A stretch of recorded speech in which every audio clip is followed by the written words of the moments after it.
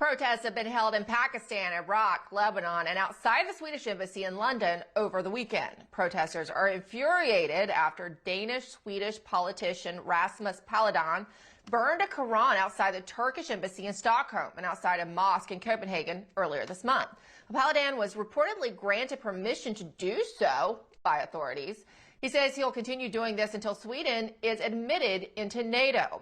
Paludan's Quran burning protest has many believing this may actually hurt Sweden's chances of being admitted into NATO. But now the media wants the public to believe that protests against Sweden have been largely peaceful. Sounds familiar, right? Something journalist Tommy Robinson may disagree with. That's why he took to Twitter to show the rest of the world what he witnessed outside of the Swedish embassy in London over the weekend. Tommy posted this video, which clearly shows flag burning and Allah chants outside the embassy. Soon after posting these videos, Robinson found himself permanently suspended from Twitter again. The suspension came without warning. Twitter claims they nuked his account due to hate speech. But it appears that left-wing extremists may have come together to mass report Robinson's tweets. And joining us now to discuss all of this is Tommy Robinson himself. Tommy, it's really great to meet you from across the pond. Thanks for being here. Thanks for having me on. And, you know, I think you, like me, probably feel like Twitter is just a matter of time anyway, but it was faster for you than some of us others who feel like we're on borrowed time. I just got my account back not long ago. The saying this is hate speech, that's a stretch because you were just reporting, correct? And they haven't even given me an email telling me what it is I've said. So they've just said hateful conduct, and I haven't been told that. They've told that to left-wing organisations, NGO organisations, these same organisations who were probably instrumental in deciding which Conservatives could have voices and which couldn't for the last however many years on Twitter and other social medias. These same groups are still operating. They're still doing their campaigns. They're still mass reporting. And unfortunately, I believed I was never given my original account back. So my original account had 500,000 followers. I never heard a thing. So I set up a new account. They banned it because I was a banned person. I appealed it and said, I've done nothing to be banned. There was meant to be an amnesty for people. My original account was suspended because I gave a statistic that 5% of the UK is a Muslim population, and nearly 90% of the convictions for gang rape of children are Muslim men. 30% are called Mohammed. These are facts that people don't want to hear, but they're facts that are a reality that's happening through mass migration and uncontrolled migration into our countries. There's real consequences with what's happening with open border policy that people need to speak about and look about. And when we're talking about the rape of a generation of our daughters in our country that's been facilitated and accommodated by police forces and politicians who for 30 to 40 years all knew it was happening, but they didn't want to do anything because of political correctness and the fear of being branded racist. So they unbanned my account and agreed I was allowed back on. Within 3 weeks, I was upwards of 85,000 followers. I had my voice back, and what it allowed me to do. So I was banned in 2017. I was banned off Facebook as well. I've been banned off YouTube. I've banned off all of them. And for the last 5 years, I've had to sit while people lie about who I am, while organisations, politicians tell the public who I am. For the last 3 weeks, I've been able to counter those lies, make them look ridiculous, show evidence that they're actually lying to the public, which is pretty embarrassing for them. And I thought it was all going well until obviously, and even this demonstration in London that you've just shown, the journalists that were there, you've got to read their reporting. They described that protest as beautiful, beautiful. You've got hundreds of people screaming Allah Akbar, masked up and balaclavaed up, covering their faces while setting fire to flags in our capital city. You know the gentleman burning the flag? He's actually a failed asylum seeker.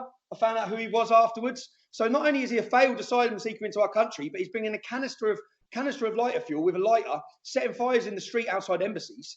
And the journalists that are there watching that, not one journalist showed that video you're seeing. I recorded that. They were all there. They were all there. And even in my discussions with these men that were there, look, some of them were very, very nice men. Some of them were just there because they're upset about something that's dear to them being burned. Some of them were more extreme. In my conversation with them again, I asked the man, would it be okay for you to, and this is a video of this, would it be okay, would you allow your daughter to marry at 11 years old? He said, yes, I would.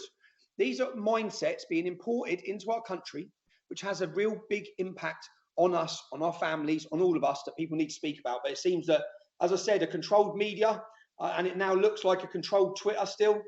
I'm very disappointed. Yeah, well, you were one of the first people banned early on when other people weren't blowing the whistle as much, and then here you the first to ban again. Let me ask you, because you have shared what it reminds me of the Summer of Love here in the United States, right? During the George Floyd riots that they pretended were so peaceful, and the BLM riots so peaceful. It's the very same kind of thing. You've been reporting the actual status of these protests. Do you believe it's politicians, important people there who have leaned on Twitter to ban you again? So even TikTok, yeah, when I joined TikTok, and lots of politicians, Muslim politicians in my country, wrote to TikTok to have me removed. There's a video of YouTube CEOs, and they're sitting down, and they've got 5 of our politicians from my government sitting with them, lecturing them about my videos when I was on YouTube. The CEO says, we have watched his videos, we've reviewed all of them. None of them breach any of our guidelines. The politicians continued and continued until YouTube decided to censor me.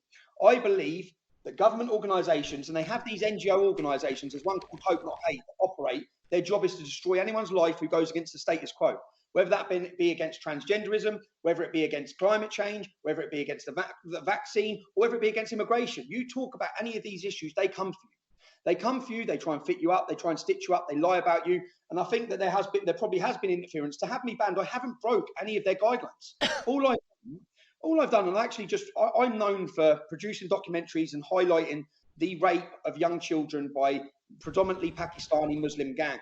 My latest documentary is called The Phantom Rape Gang, where it absolutely destroys my opposition's narrative of what they say about me. I spent a week in a city up north after a young English girl had claimed she was gang raped by Muslim men in their businesses. When I went to that town, I very quickly found out that this girl couldn't be trusted in what she was saying. She had falsely accused men multiple times before. And I spent my time then working with the Muslims who were being falsely accused and having their lives destroyed by these claims. And then the politicians and all these including mainstream politicians, said that I was up there inciting fear and stoking hatred within the community. When I produced my documentary, the Muslims that I worked with have all come out on Twitter this week saying that you're lying about him. He wasn't being racist. He was working with us. And again, it counters what they say and the narrative that they're painted about. Now, you said that documentary comes out this week. It was out last week. It's called The Phantom Rape Gang, and it's on Rumble. I've done in the last 6 months, in the last 12 months, I've made a 4-part series. It's called The Rape of Britain, episode 1, 2, 3, and 4. You really need to get into America. Will be terrified when you see the demographics. If I've got time, I'll quickly explain. We have a town called Telford in England. I concentrated on that town. I spent 12 to 18 months with 12 victims who have been raped by big, large Muslim gangs. The police, in that investigation, that town only has 3,000 Muslims. It has a 1.7% Muslim population. Out of that 3,000, once you take away the women, you take away the under 16s, and you take away the over 70s, you've got 1,000 Muslim men. The police investigation identified 200 men in that town that had been involved. My investigation got the names of 254. An independent inquiry got the names of 365. That is 20 to 35% or 36% of the Muslim men in that town have been involved in raping young children. In that town, 1,000 children were identified that were victims. 5 women are dead. 5 females are dead in that town. That's just one small town. We also, in America, you may have heard of Rotherham. That was the big scandal town where they brought out a government report saying that 1,400 children have been victims. That town only has a 3.7% Muslim population. There's not many there. My hometown has 50%. When I was born in 1982, we had 1 mosque. We've now got 40. What I tried to warn America, and I tried to talk about and highlight about, some of the best people I've met growing up in my hometown have been Muslim, but there's a big problem here. It's like mixing oil and water. There's a different mindset. There's a different view of women. There's a different view of sexual age. There's all these different things that are coming in, and it causes a problem. And all I've done is highlight it, talk about it. We now in the UK, it's spoken about, and journalists that now feel brave enough to speak about it. They're only brave enough to speak about it because we laid the foundations. We were put in prison. We were violently attacked. We have our lives in danger. Now they feel they can talk about it. But whilst talking about it, they want to slam us and condemn us. It's insane. But and this still wouldn't be spoke about if people hadn't took to the streets in the way they did with our activism for the last decade.